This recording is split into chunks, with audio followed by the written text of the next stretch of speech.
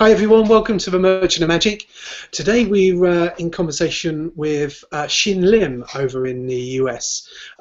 So I'm Dominic Reyes I'm and Ben Williams. Ben Williams. We're going to have a little chat with Shin Lim about his magic, his approach to magic and creativity, and also about some of the projects he's got lined up coming over from now and into the new year. So everyone, give a warm welcome to Shin Lim. Say hi guys. Hey guys, how's it going? My name is Shin Lim. See, I've been doing magic now for I think 7 years. I'm 23 years old, and yeah, I live in Boston. So it's pretty warm outside actually right now for being November. But So if my maths is right, you started when you were about 16. yep, in high school. Okay. So I don't know. Let's just kick it off. What was your driving passion when you were younger? What got you into magic? Well, what got me into it was my older brother. He showed me the slip force. But I guess what kind of drove me to like do really well was because I don't know. I think I felt like I wasn't really doing well in anything when I was in high school. Like I wasn't doing well in academics. I wasn't doing well in sports or anything. So I felt like maybe magic was my one way out to be special at something. And yeah, that's why I strive really hard to practice and like hours upon hours of in my room, just practicing double lift and even flourishes and stuff. And just all those hours of practicing. And finally, I was able to feel like I had something cool to show people. And I think that was what really kind of drove me to practice so much. Well, to be honest, your skills with a deck of cards are pretty hot. So we were going to actually say, do you have any practice techniques or anything for practicing sleight of hand? Do you have any Well, one thing's for certain, I always have cards everywhere. So I have cards right here next to me. I have like a deck of cards here. I have one here. I have one on my bed. I have one in the bathroom. I have one downstairs. So I'll always have a deck of cards that's near me, and I'll always be practicing, no matter where I am. So that was, to me, one of the reasons why I think I was able to learn at such a quick pace, because I was always having a deck of cards in my hand. Now, that was a bad thing in the long run, because I actually ended up developing wrist problems because I kind of overexerted it. But it's fine now, as long as I just don't do too much. But yeah, it's fun. I love it. But I guess that's one tip. That's one tip. If you want to always be practicing, that's one good way to always practice, is to always have cards. Would you recommend long sessions of practice? So going down or small sort of. Yeah. What I used to do when I was younger was literally like 8 hours of just constant practicing, and I think that was bad because, well, good and bad. It was good because I was able to learn so many sleights so quickly. It was bad because I was doing piano at the same time, so I was pretty much using my fingers constantly, and that is really bad for your wrist especially. So I ended up developing actually carpal tunnel because of that. So for those of you who are practicing a lot and doing sports or playing basketball or using your hands or like weightlifting and stuff, just take it easy on the cards, because that can just overwork your wrists. So what I do now personally, I practice for an hour, and then I rest for an hour, and I practice for another hour, so that I just don't overwork it. Okay, that's good. That's good. Good advice. Good advice. But do you find your flourishing has a practical application other than sort of the fun of doing flourishing and it looking great? Do you find you can use that within the magic you present? Yeah, I get asked this question a lot actually, and every time I go out and perform for lay people, like when I'm either invited to a festival and perform, or even I guess at a private party, I always see myself doing flourishes, and there's always a time for it. I don't know if I can give like a set time. There's no like set formula for, oh, this is when you do a flourish. But there's always a certain time and place for it. For example, actually, I just came back from China a week ago, and it it was on. I was doing close up on stage, and there's this one moment where the manager wanted all the artists to go on stage and do something. So a close-up magician with no camera can't really do anything on stage. But I decided to do flourishes, and everyone could see it, and they found it really intriguing. They're like, wow. And there was like one spotlight to the side, so it was really cool. It was almost like a silhouette of just cards, being manipulated. And I think it was a really, really good opportunity to do that. So, performing a magic trick, a close-up trick on stage wouldn't have worked, but I think a flourish in that case, in that scenario, kind of worked. So, yeah. I was actually going to ask you about this because you do a lot of performing on like close up on stage. Mm-hmm. Actually, that's the majority of my performing. So. Okay. Yeah. So how did you get into it and actually get into that? Was that through? Yeah, it all started with my China tour. Actually, it was 2 years ago, and it was like a 2-month tour to all the theaters, and not all. It was they're called poly theaters, so they're really big, and it was like a close up / parlor stage tour. And it was me, Shiragawa, and Miguel Puga, and Javier. So we all did a half-an-hour bit. And most of them were doing parlor magic that didn't really need a camera. But my magic did need it because I was using mostly cards. So after doing that tour, a lot more other agents or managers saw me during those performances, and they really liked it. They really liked the idea of it, and so it's kind of new, the whole like Sean Farquhar doing his Shape of My Heart, and just close-up magic on stage is kind of new. So I think people find that interesting, and I guess that's why I'm getting booked to do it. I mean, the reactions are good, so I think while it's kind of counterintuitive, I mean, like I'm performing on stage, which is weird. Usually you want to do it like with a group, a smaller group, but I guess because everyone's looking at screens these days, kids are always on their phones, so I guess looking at a projection screen isn't any different. Yeah. So. Do you have is it a nightmare to set up, or have you got any massive failure? To be honest, it's actually really easy. It's much easier because when I rehearse next to stage magicians. I mean, because when I get booked for these things, I'm usually I see Tina Leonard all the time. Actually, I don't know if you guys know who she is. She's she's like a stage performer. She does a broom act, I think, and she's all these stage guys. They take like a really long time to rehearse because they have like the lighting cues and stuff and music cues. And for me, it's just play the music, make sure the camera's working, make sure the projector's working, and we're all set. It usually goes for like half an hour, so it's not that bad actually, or even less sometimes. If I'm lucky. That's cool. I noticed, Shin, there's a pile of playing cards behind you. Yeah. Is that kind of like modern art, or is that? Well, it does look like modern art, but I actually stacked them up just for the interview. But before they were just lying across my desk because I was making the flash deck switch for my friend. And yeah, this is what it looks like. It's just a box. You can't tell it's a gimmick box right now because it looks like a real box from the outside. So Flash Deck Switch is your new release, isn't it? It's coming up. I'm really hoping that it comes out by Christmas time so you can get it during Christmas.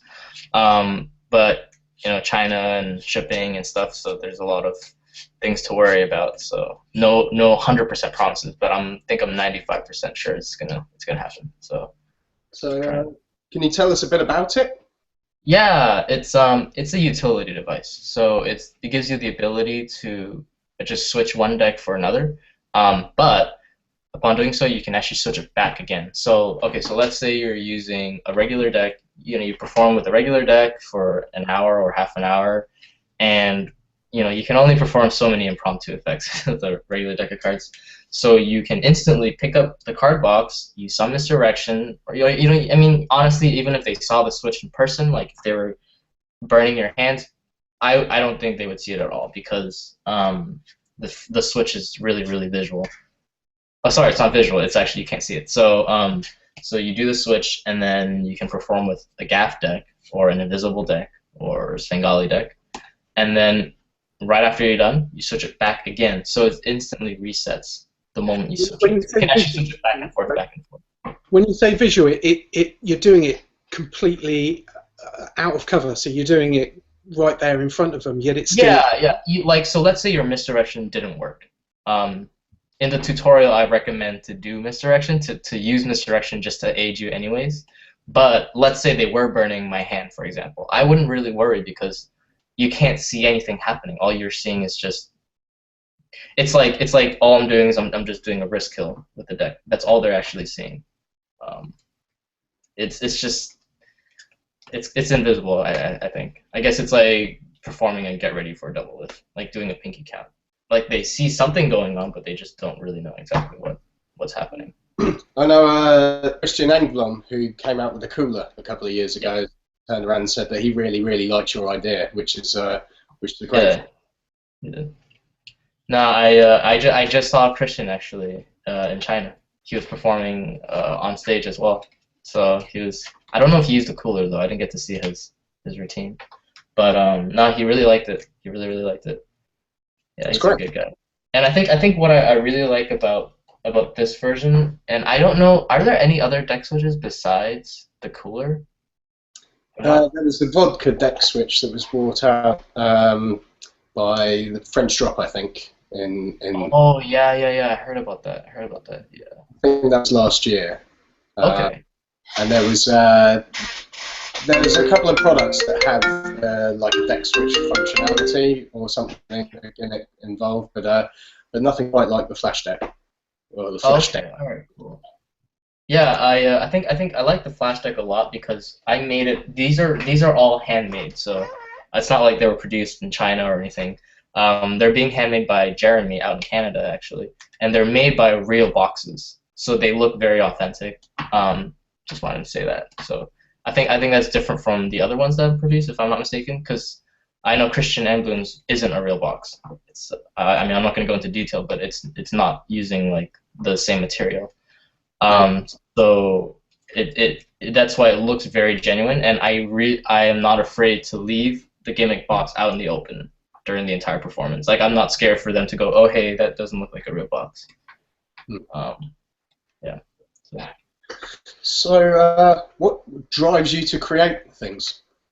I don't know. That's a good question. I don't try to create magic. I just kind of let it happen. Let's see. How do I put it in words? Okay, so you know, like the saying, like you only live one. Every moment count. Yeah. Like I don't really believe in that because I just feel like you should let the moment come to you instead of trying to live the moment all the time.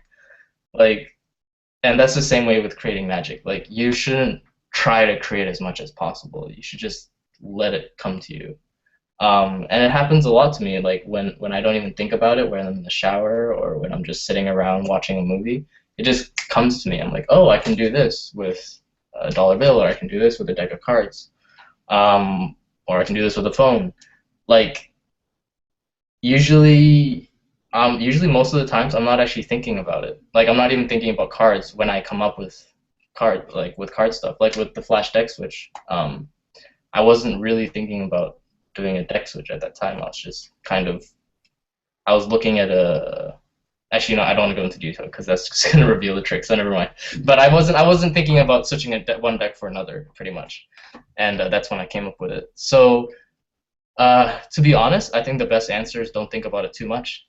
Just let it come to you. And if it doesn't, then don't force it. You know, maybe you weren't meant to create stuff. Maybe you're better at performing, or, I mean, everyone's better at, certain things. So not everyone's going to be, like, super creative. I mean, like, Kalen is like on a whole another level, Kalen Morelli, and like I already told myself, I was like, you know what, I'm never gonna be like him because he's like way better than me. So like everyone has a different level of like creativity, I think. So do you find that you tend to create look at a method and then create an effect for that method, or do you tend to come up with an idea of something that's cool and then build the mechanics to try and put that? Yeah, well, to me, everything builds from something else that's already been out or already been explained. And I think it's very important to, well, for me, I watch a lot of DVDs, and I have a lot of magic tricks, or at least I used to when I was younger. I would spend thousands of dollars on tricks, and that gives you knowledge, and based on that knowledge, later on you can create stuff. And so while I'm watching the tutorial, I kind of think to myself, okay, so like how can I make this different? How can I change it up a little bit? Maybe I don't like certain aspects of the trick, so how can I make it so I like it? Usually I don't really come up with a trick on that spot. Usually it's later, like when I'm not thinking about it, and then it just pops into my head. That's usually when it happens. Yeah, but it's very important to always buy effects and watch them, and that way you just gain knowledge, because knowledge is really powerful for creation. I mean, you can't really create knowing no magic at all. It's hard. I mean, it's possible, but it's hard. So Yeah, I always equate it to cooking. Like if you start to learn to cook, you start to learn the basics and everything like that. And the more basic techniques you can learn, the more you can mix those techniques up to create something that's from your own head, essentially. yeah. So yeah. Or like medication, like if you didn't have knowledge on certain medicines and stuff, like how could you come up with like a new type of pill that could for weight loss or something? Like you have to know some basics in order to come up with that. So same with magic, I think. Yeah. So having said that things kind of just pop to you and everything like that, do you have an idea of what you aim to create over the next, say, decade or 10 years? I'm actually right now I'm trying to go away from cards, and it's bad because that's the only thing I seem to be able to create so far. Even with routines, like when I perform outside of the U.S. or in the U.S., it's always card routines, and I'm trying my best to kind of go out of that. I'm trying to do something else, but it's hard because when you, I don't know, when you start out doing something, like I started out with cards, that's what I'm best at, and that's what's easy for me to create. Like if you told me to create a 10-minute act in 2 days, I could probably do it with cards. But if you told me to come up with a 10-minute act with like billiard balls or I don't know, flash paper, like I wouldn't know what to do. Because I just have absolutely no knowledge in that field. So right now I'm actually trying to learn stuff that's not card magic. Yeah. That way I can start to come up with other routines and stuff that's not so repetitive. Well, Shin, for the guys here that are watching that are maybe just starting out performing, they're at that stage where they're practicing every day, but they haven't taken the step to maybe performing to the public. Have you got any advice you can give them? To be honest, it's just practice in front of an audience. Because not practice in your room. Because when I was younger, I mean, I was a horrible performer. I still don't think I'm the best yet. I still need to. I've only been doing it for 7 years, so I feel like I'm not the right person to teach how to perform correctly. But I can tell you that I think I've improved a lot since I first started. So, and it's all been just practice as much as you can in front of people. Like anytime you find the chance to do it, just do it. I feel like the best performers have always been the ones that are super excited to perform in front of anyone that's willing to watch it. One of my friends, he just started out, he's only been doing it for 3 years now, but he's vastly improved, and the only reason why is because he was so enthusiastic about performing for anybody. And then I see some of the magicians that aren't enthusiastic, those that are like, ugh, I don't really want to perform for Thanksgiving dinner, or I don't really want to perform for the Christmas party, And those guys tend to, yes, they can be really good at sleight of hand, but then I see them perform for people and they can't do anything. They literally just do like, oh, you see a card, okay, I snap my hands and it changes. They just do a simple double lift. They have no routines, no persona, and honestly, that's what makes the difference, not your technical skill or anything. Do you find you get nerves before you're performing? Get nervous at all? I used to. Not anymore though. I think it was a recent thing. It was like a year and a half ago, and a year and a half ago before that, I used to get really nervous. My hands used to shake. But then after the China tour, and after being booked for a lot more performances after that, I kind of found a way to relax myself. and maybe I can touch on that actually. I realized a lot of magicians, like when they get ready, they try to get ready by listening to music, which is okay. But they move around a lot, like they pace back and forth, pace back and forth. And I actually realized that's bad because for me personally, that's what gets your blood going around your whole body.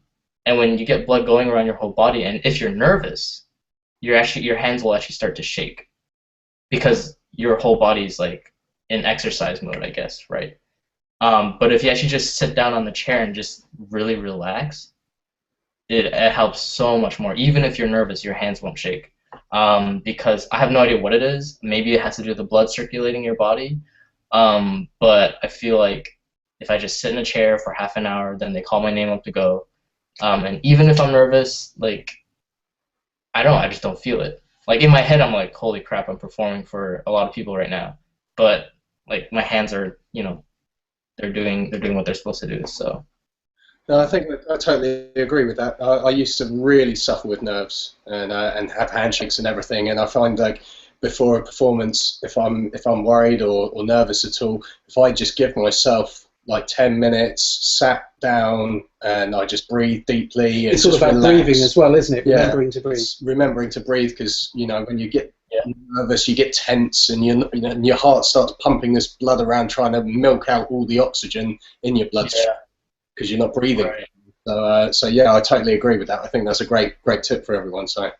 And I think one more important tip, which sounds kind of silly, but to me it was important because I have very sweaty hands, which is actually good for card magic. But if you're nervous, it becomes extra sweaty and extra oily. So doing certain moves becomes so much harder, and all of a sudden you're trying to get a break for double lift, and you just can't even find grip for 2 cards. And so what I do now is before performance, I actually wash my hands with soap very thoroughly. And that just removes all the oil and even all the sweat. So when I go up on stage, my hands is dry enough for performance. So just a little tip for those who have oily hands. Yeah, that's really good advice. Yeah, that's brilliant. So what's ahead for you? Where do you see yourself in sort of 10 years' time as far as performing? I know you're going to carry on creating magic and maybe move a little bit away from card magic. But do you want to explore new avenues of performing, or are you going to carry on? Yeah, eventually, because right now I only have half an hour of, in my opinion, strong material. I have more than a half an hour, of course. I have like I think 2 hours, but that other hour and a half is just boring card magic. So I want to create like an hour and a half of just really strong like a one-man show sort of. Eventually, that's kind of my goal, and to be able to tour around with that hour and a half show. That would be my dream performance. But of course, now I should, I have to do with what I have, which is only half an hour. But yeah. That's cool. That's cool. So, what would you say your biggest challenge to date has been? Honestly, moving away from cards. Actually, that's my biggest challenge because I'm trying to learn like other magic, whether it be like Sharpie magic or I'm not doing coin magic. I'm trying not to do that. Let's see, like money magic or even just like miscellaneous magic, like trying to make a phone just like vanish, just like have it here and then boom, gone. Like there's really not that many resources out there that have that or that teach ways to vanish a phone or stuff like that. So, or at least not as much compared to cards. So. And at mentalism. The thing is, I perform internationally a lot, so to do mentalism where they don't speak English is kind of tough. I wish I did it, or rather, I wish I performed in the U.S. more often, so then that way, I could do mentalism. But right now, I usually get booked to go to China a lot. I usually get booked to go to Spain, and so I don't speak any. I mean, I speak a little bit of Chinese, but not well enough to perform mentalism, I think. So a lot of my acts are actually silent, and they're kind of synchronized to music. So it's really nice. Yeah. Yeah, that's cool. Well, Jim, we're running out of time now, so we're gonna wrap. Thanks ever so much for taking the time to come and speak to us. Problem. And that's great. Thank you so much for grabbing me on here. And you know, we stock a lot of your products, and we get a lot of feedback about the different ones, and you know, but with the new the deck switch which is coming out, we're super stoked about that as well. I think that's going to Yeah, go. I think this one's my best product out as of now, in my opinion. It's my favorite because it's super clever. You guys already know the secret. And I think you know, everything's made for you. Everything comes, you know, you don't have to make anything yourself. So yeah, I think I'm really excited for this. I really hope people like it. That's cool.